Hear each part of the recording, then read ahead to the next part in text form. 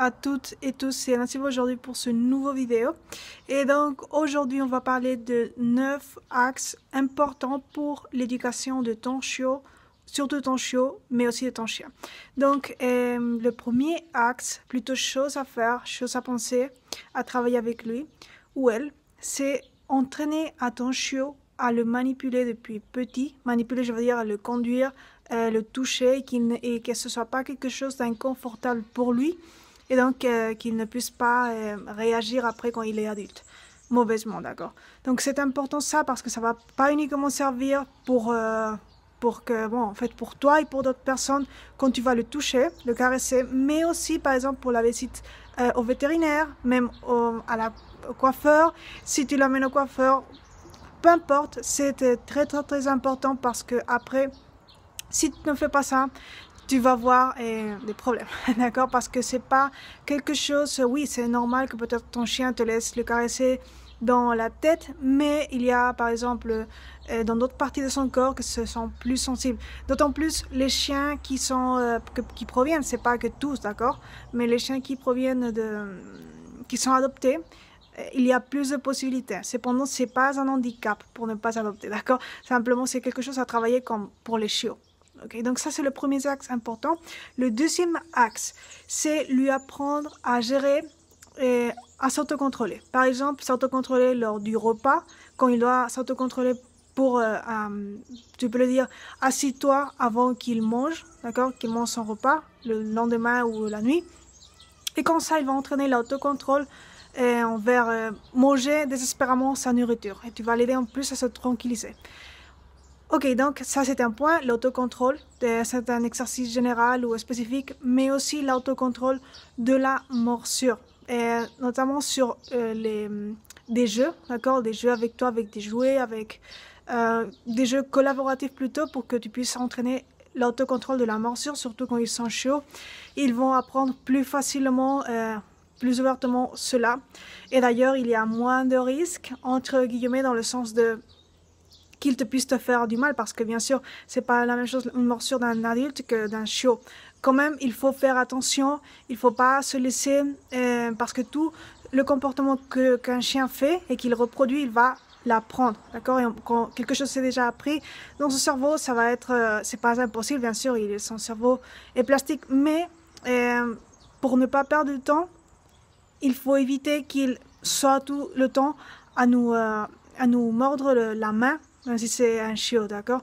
Donc, entraîner l'entraînement de l'autocontrôle de la morsure à travers des jeux collaboratifs où on va récompenser le bon comportement, que ce soit en lui donnant de l'attention, parce que ça c'est une récompense aussi, l'attention sociale, ou de la nourriture même. Mais je préfère que ce soit la récompense sociale, parce que vraiment le jeu, normalement, quand ils sont petits, quand ils sont chiots, excite assez tous les chiens comme pour avoir besoin, dans ce cas, de nourriture.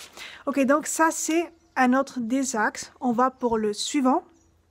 Le suivant axe, c'est, comme je disais avant, le jeu, mais un autre axe, le troisième, c'est lui faire entraîner des jeux avec des jeux interactifs. Je dis toujours les jeux type camp, mais il y a plus de jeux interactifs très cognitifs sur le marché, donc il faut que tu investigues un peu et tu trouveras, d'accord?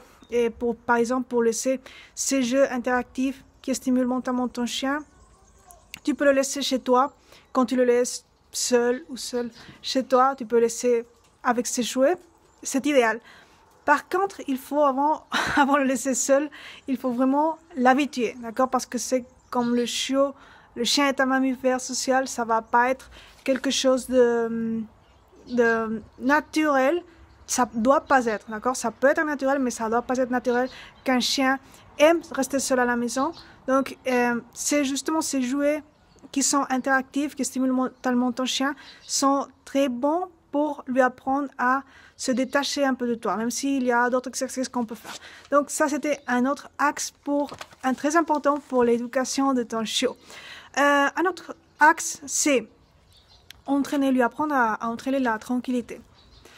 Nos chiots, à cette époque de leur vie, sont très beaux, ou belles, ils sont chiennes, mais vraiment, ils ont beaucoup d'activités, sont très enthousiasmés, très excitables facilement. Donc, il faut vraiment leur apprendre à se calmer et quel meilleur moment de le faire que quand ils sont chiots.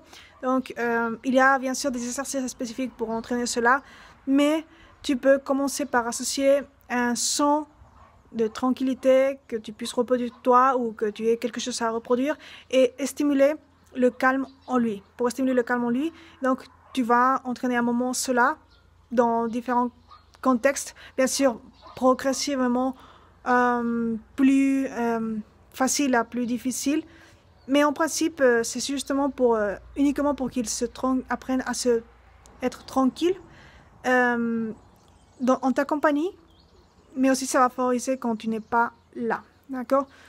Simplement, un axe très important, c'est entraîner la tranquillité. Parce que c'est vrai que quand on aime que notre chien soit en activité, fasse du sport avec nous, l'entraîner l'obéissance, d'ailleurs ça va être un autre axe important, mais c'est pas que faire, c'est entraîner aussi, parce que sinon il va avoir aussi du burn-out, d'accord, ton chien, donc c'est vraiment entraîner la capacité de se relaxer. Donc ça c'est un pilier important. Un autre axe, je crois qu'on va déjà par le 6e, mais bon, je vous partage simplement tous, c'est l'obéissance de base. Alors on va lui donner une autre perspective. L'obéissance de base, c'est pas uniquement l'unique moyen pour créer d'accord, le lien et le renforcer, parce que c'est pas la même chose créer le lien affectif avec ton chien que le renforcer d'ailleurs. Mais c'est vrai que l'obéissance de base, si elle est bien faite, justement que cet entraînement favorise la relation dans une perspective globale par rapport qu'il y a une structure pour lui apprendre des ordres bases qui vont d'ailleurs te servir dans beaucoup de choses. Et donc c'est vraiment un moyen très efficace de renforcer ta relation.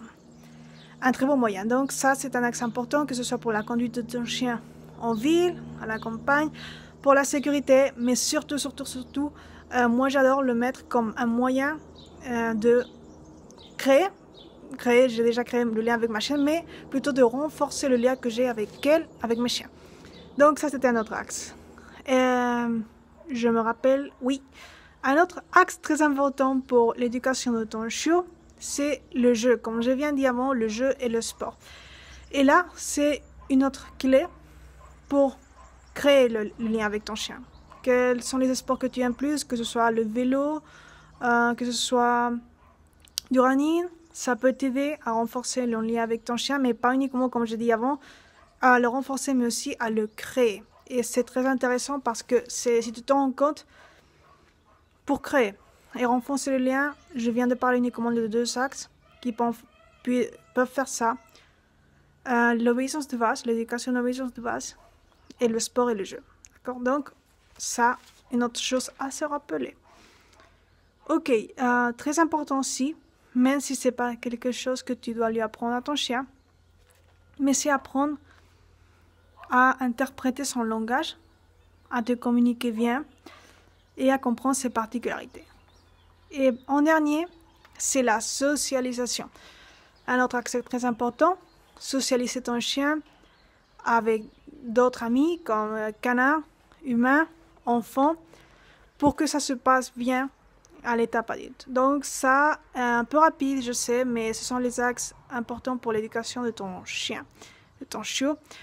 Peut-être j'ai laissé un, mais je ne veux pas le partager maintenant. Peut-être je vais faire une vidéo exclusivement pour ça, parce que ça, c'est vrai que même si je partage uniquement, ça reste comme très pas avec des détails, et c'est vraiment un thème qui peut donner à penser, donc je le laisserai pour une autre vidéo. D'accord? Donc prenez les axes que je viens de partager, passez une très belle journée et entraînez avec vos chiens et vos amis canins.